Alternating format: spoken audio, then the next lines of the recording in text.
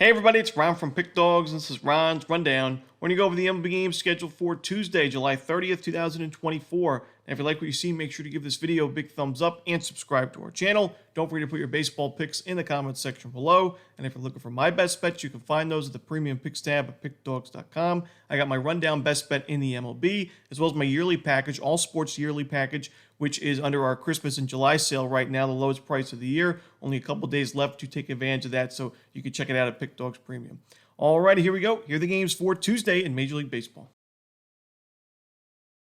First up, an afternoon game between the Guardians and the Tigers. Gavin Williams for Cleveland, no official starter for Detroit. This is the only afternoon game for the Tuesday card. And when you look at Gavin Williams, he faced his Tigers lineup last week. It was, they seemed to play at Progressive Field, and he struggled early on. He gave up a 3-run home run to Javier Baez, but that was it. Other than that one mistake, he was really sharp the rest of the way. Settled down, went 6 innings, those 3 runs, 9 strikeouts in the end. It's nice to see him earn those missed bats. We know that he's got good strikeout stuff. He's got great velocity on his fastball. The concern has been the control. He's not been able to locate that fastball very well so far this year, but starting to improve, and I'm willing to back him in this spot. The Tigers' bullpen's not been great in July. They have made nice improvements offensively against right-handed pitching, but while the Guardians' offense has not been great, I think they can get to the Tigers' bullpen late in this game. And Cleveland is one of the best teams in baseball in close late games because of that bullpen and just because they limit strikeouts, get on base, steal bases, and I like them in a close game. So I'm going to take the Guardians in this one on the money line. Next up, we see the Toronto Blue Jays taking on the Baltimore Orioles in the AL East. We're going to see Chris Bassett and Corbin Burnes as the starters. Corbin Burnes is pitching well. He's in good form, but the thing that concerns me is the home run ball. And, he's given up a lot of sharp contact recently, at least 1 home run in his last 6 starts and 8 of his last 9 as well. I mean, in the month of May, he only gave up 1 home run combined in 37 and a third innings. It was a dominant month for him, but now recently, giving up the sharp contact. You look at this Blue Jays lineup, they've improved as the month's gone along against right-handed pitching. Chris Bassett's been better on the road this year with a 3.18 ERA compared to above 4 at Rogers Center. He's got a lower points batting average. His strikeout rate's about the same, home and on the road, but he's given up 4 home runs only on the road in 51 innings of work. So if he can go about 5-6 quality innings, I think the Blue Jays, certainly at this kind of price, are worth a play here. Now we're going to have to keep an eye on the Blue Jays in terms of the trade deadline, how much they sell. They could get rid of some key bats and pitchers, but I still think that in this spot, I think the Blue Jays get to Burnes for a few runs. And it's also, you got to remember, this Orioles team, while having a great season, we talk a lot about how the Yankees in the last month and a half have really struggled and slumping. But the Orioles have not really been much better. They weren't able to take advantage of those Yankee losing streaks and kind of separate themselves in the AL East standings. So for me, I think that the Orioles under Burnes are overpriced in a game like this. I'm going to go with the Blue Jays plus the 1.5 runs on the run line and take them on the money line as well. Next up, speaking about those Yankees, we see Garrett Cole and Aaron Nola in this Yankees-Phillies matchup, and this one's going to be at 6:40 Eastern on TBS. And when you look at this game, Garrett Cole, obviously it's been a disappointing start for him, 5.4 ERA, but I'm not really worried about his game going forward. I mean, you look at his schedule so far, he's faced some tough lineups, and he's also faced lineups that he's notoriously struggled against as a member of the Yankees. The Mets, he faced them twice, and the Boston Red Sox. We know Rafael Devers really has his number, so no real surprise to see him struggle in those particular outings where he gave up 6 runs and 4 bombs to the Mets, 4 runs and a bomb to the Red Sox, and then 6 more runs and 3 more bombs against the Mets in that next Subway Series start. But now I think going forward, Cole's still going to be the ace-level starting pitcher for the Yankees. I still like the fact that he's got 27 strikeouts in 22 innings in the month of July. And Aaron Nola, the Phillies have dropped his last 2 starts. He's given up a home run in 4 of his last 5 games. He's usually good to give up a home run per start. So I think, honestly, the Yankees can get to Nola. I think Cole has a bounce-back start, and with the way the Yankees' bullpen has been in July, good expected numbers, the second-best xFIP in baseball, and decent ERA. I like the Yankees in the spot on the money line on the road.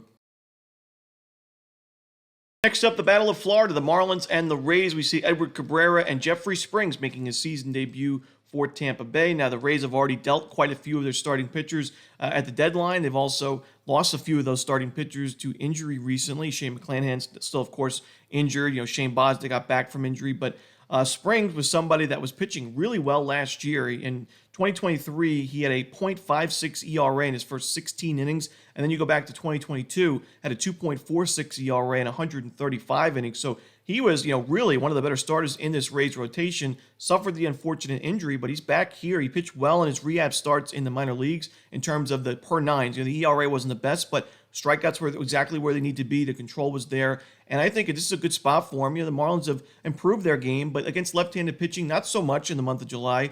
Edward Cabrera, I've mentioned, I do think eventually he's going to get back to form, but right now he's just not a viable option, especially on the road where his ERA is above 12. I think the Rays get to him. I think the Rays win this game and cover the run line. So give me Tampa Bay in this one. Next, we'll go to the NL Central as the Cubs take on the Reds. We got Justin Steele and Frankie Montas as your starters. To me, a lopsided pitching matchup. Frankie Montas not in good form right now. His ERA is above 5 now on the season. While the Cubs are not necessarily a great offensive team, I still think they'll be able to get to Montas for a few runs. I think Justin Steele pitches well. He had a rough start to the year, but since then has been sharp for Chicago. That bullpen's made big-time improvements in the month of July. I'm going to go with the Cubs on the money line at Great American. Next up, the Minnesota Twins taking on the New York Mets. David Festa and Sean Manaea are your projected starters. David Festa's got that ERA above 8. However, his first start in a little while was that last game against the Phillies, and he pitched really well in that outing at 7 strikeouts and 4 1/3. So, I know the Mets are a tough team right now, but I think Festa can put together 4 to 5 decent innings, and the Twins, I think, will be able to get to Sean Manaea, who was kind of fortunate in that last game against the Yankees. They had a lot of opportunities, the Yankees did, in that game, and Manaea was able to get out of some trouble, but still gave up the walks, the home run, and the Twins have been sharp against lefties this year, so I think they get to him for a few runs, especially with guys like Royce Lewis and Jose Miranda back in the lineup. I'm going to go with the Twins in this game on the money line. I think they have the better lineup. I like their bullpen more as well. Give me Minnesota. Next up, the Seattle Mariners taking on the Boston Red Sox. Luis Castillo and James Paxton are your starters. James Paxton, we've mentioned a lot. We talked a lot about him this year, how at the beginning of the season, his sub-3 ERA for quite a while. The expected numbers weren't great because his strikeout numbers were poor. The walks were a concern, and now the ERA is at 4.43, despite a nice 8-2 winning record on paper. I worry about him still going forward with his new team. He's pitched with the Red Sox before, but when you look at Fenway Park, it's tough for lefties to pitch there, especially a lefty like Paxton that is not getting those missed bats, not earning those strikeouts. When you look at the Mariners, they've been better offensively against lefties this year and the month of July. I think they get to Paxton for a few runs. Castillo's not always been my favorite option this year. Certain spots he hasn't pitched too well, not like the ace level starter we've seen from him in previous years, but he's in good form right now, and I think he'll be the better option by the end of this game. I think the Mariners' bullpen is also superior in this series, so give me the Mariners on the money line in this one. Next up, the Texas Rangers taking on the St. Louis Cardinals. Max Scherzer and Lance Lynn are your starters. This is a tough game because Lance Lynn's just been a tough pitcher to read this year. One of the toughest ones, honestly, because we've seen, a 4.17 ERA in the season, sub-4 at Busch Stadium. We've seen some really strong outings against some tough teams and tough pitching matchups where the opposed, just like the last game against the Pirates, where it's Paul Skeens. The Pirates are a big favorite. Lance Lynn's not really given much of a chance, and yet he goes out there, pitches really well, keeps his team in the game. The Cardinals go on to win a close, low-scoring game as a sizable underdog, but we've also seen in certain spots Lynn get crushed, and that's why the ERA still is above 4 on the year, despite some strong outings. So for me, I'm going to lean towards the Rangers in this one. I think Scherzer's pitching well so far. He's also had some inconsistencies in his game, but I think he's a better option. I think the Rangers have the better bullpen, at least recently, and I'll go with the Rangers on the money line in this one, but this is a game I'd rather watch as a fan. Next up, the Kansas City Royals taking on the Chicago White Sox. Michael Wacha and Jonathan Cannon are your starters.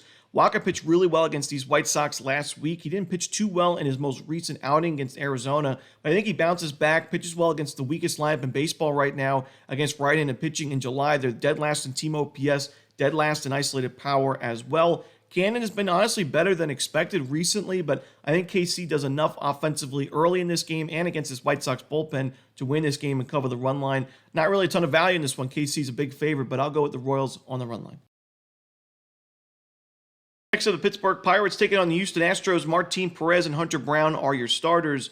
Martin Perez, a lefty with that 5.2 ERA. The Astros are a team that I never really doubt against a lefty because while the numbers maybe overall this season aren't the strongest, they're still a lineup that does a great job at limiting strikeouts, and they are improving against lefties in their recent matchups. So I think they can get to Perez early. Hunter Brown has been a completely different pitcher. We've mentioned this a few times. Since the beginning of the season, he had a nightmare first month of the year. Since then, has been excellent. Still a 4.0 ERA, doesn't look amazing, but he's been basically a 2 ERA kind of guy in the last couple of months. And I think he pitches well enough for the Astros to grab a win and run line cover. Give me the Houston Astros laying the 1.5 runs. Next up, the Colorado Rockies taking on the Los Angeles Angels. No official starter for the Rockies, but Griffin Canning should be going for the Halos. In this game where I don't really trust either lineup, either bullpen, I'd rather just take a shot with the Rockies. And even though they've not been great on the road, I mean, Griffin Canning pitched well in that last game against the Mariners, but that's a Mariners team that's got some of the worst numbers in baseball in the month of July against righties. I think the Rockies can get to him for a few runs, and as much as I don't love that Rockies bullpen, I still don't think the Angels bullpen is much better. I think these are two of the worst teams in baseball, and I'd rather take a chance with the Rockies getting a really good price. So give me Colorado in this one. In our next matchup, it's an NL West rivalry. The Dodgers and the Padres. Tyler Glasnow and Matt Waldron are your starters. In 2 starts against the Dodgers this year, Matt Waldron has pitched really well, and that was against the full-strength Dodgers. Now you see the Dodgers still dealing with their injuries offensively, and a bullpen has not been great in July. Tyler Glasnow has not been great in July with an ERA above 5. I think the value lies with San Diego, a team that's improving offensively against righties. They've been strong in the month of July. I'm going to take a shot with the San Diego Padres in this game at Petco Park. Next up, the Washington Nationals taking on the Arizona Diamondbacks. Patrick Corbin and Ryan Nelson are your starters. Corbin's definitely improved his game recently, but I think Ryan Nelson has really improved, and he just looks like a different pitcher. I know the last game may have not been his best start on paper, but it was at Kansas City against the Royals at Kauffman. We know the Royals play so well at home, so it was still Diamondbacks' victory in the end, and Nelson pitches better at Chase Field. I think he's the better option by far in this game. I like the Diamondbacks against the lefty, especially at Chase, so give me the Diamondbacks in this one on the run line. And the final game we're going to talk about for the Tuesday card of Major League Baseball, it's the Oakland Athletics and the San Francisco Giants. We're going to see J.P. Sears and Robbie Ray, a pair of lefties, on the mound in this one. Robbie Ray's season debut was excellent. We mentioned he pitched well in rehab starts, but against the Dodgers, a tough matchup, he pitched well. He had 8 strikeouts. And I think it's a tough matchup here. The A's have been very strong against lefties in July, but so have the San Francisco Giants. And J.P. Sears coming off one of his worst starts of the year. It was really, he started out the game. In the first inning, he had some trouble. He got out of it. He was fine in the middle innings, but at the end of that outing is where the Astros really got to him. Still, I don't love him in this matchup against the San Francisco team. It's been strong against lefties basically all year. I think Ray's going to pitch well, and the Giants have the better bullpen. Give me San Francisco in this one on the money line and run line. And that's it. Those are the games for the Tuesday card in Major League Baseball. Hope you enjoyed this video. If you did, don't forget to hit that like button and subscribe. Put those baseball picks in the comments section below. And again, if you're looking for my best bets, you can find those at Pickdawgz Premium. As always, this is Ron Romanelli. Good luck.